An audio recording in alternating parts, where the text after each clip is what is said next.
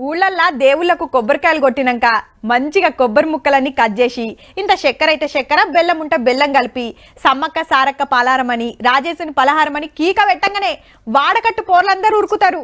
అట్లనే కొబ్బరి బొండాలు తాగేటప్పుడు లాత కొబ్బరి సుత ఇయ్యమంటే తీసిస్తారు. ఇప్పుడు ఎండాకాలం వచ్చినట్టే కాబట్టి బోండాలు తాగుడే తాగుతుంటారు. అట్లనే ఐస్ క్రీములు సుత బగ్గ తింటుంటారు. చా కూల్ డ్రింకులు తాగుతారు, పుచ్చకాయలు తింటారని సుత చెప్పరాదు అని గరమైతుర్లే. అయితే గీ ముచ్చట చూడుర్రిగా.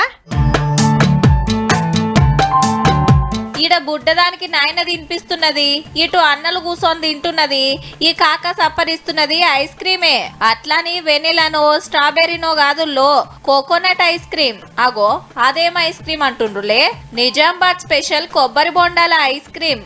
అగో మొదలు కొబ్బరి బోండా కట్ చేయంగానే నీళ్ళన్నీ గుంజుతున్నారు. తాగినాక తీసుకుపోయి బోండా చేతిలో పెట్టంగానే లేత కొబ్బరి తీసి ఓ కప్పులేస్తున్నారు.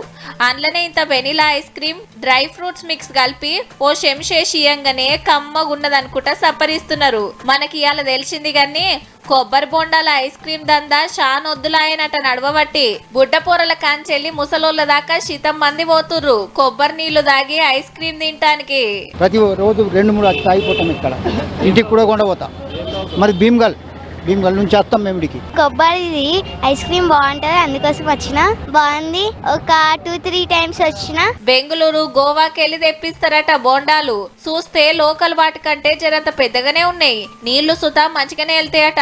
ఉత్తప్పుడు బోండాకు 60 రూపాయలుంటే ఎండాకాలంలో ఒక్క బోండా 100 రూపాయలట.